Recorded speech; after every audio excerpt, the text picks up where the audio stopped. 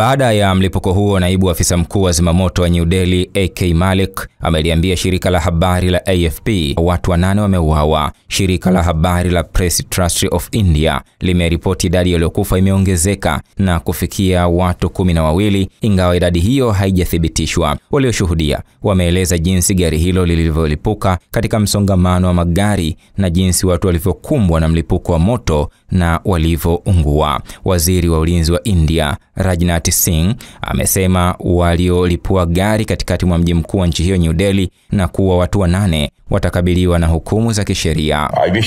Ninapenda kuwahakikishia wananchi wangu kwamba vyombo vikuu vya uchunguzi nchini vinafanya uchunguzi wa haraka na wa kina kuhusu hili tukio. Matokeo ya uchunguzi yatawekwa wazi hivi karibuni.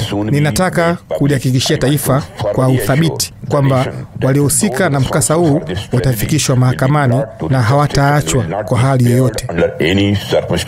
Mkuu wa jeshi la polisi wa New Delhi Rajya Bantia amesema wanachunguza mlipuko huo karibu na ngome ya kihistoria ya Red Fort katika robo ya jiji lenye watu wengi la Old Delhi.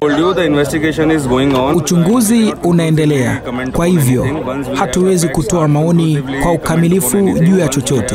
Mara tu tutakapokuwa na ukweli mkononi, ukweli mgumu, ndipo tutaweza kukuambia chochote. Waziri Mkuu wa India Narendra Modi ametuma salamu za rambirambi kwa waliopoteza wapendwa wao katika mlipuko huo kabla ya kuondoka kwa ziara ya kiserikali katika nchi jirani ya Bhutan. Wodi ya dharura katika hospitali ya LNJP ya Delhi imekumbwa na kadhia machafuko baada ya mlipuko huo, huku watu waliojeruhiwa wakimiminika kwa madaktari ambao walikuwa wanakimbia kuwatibu.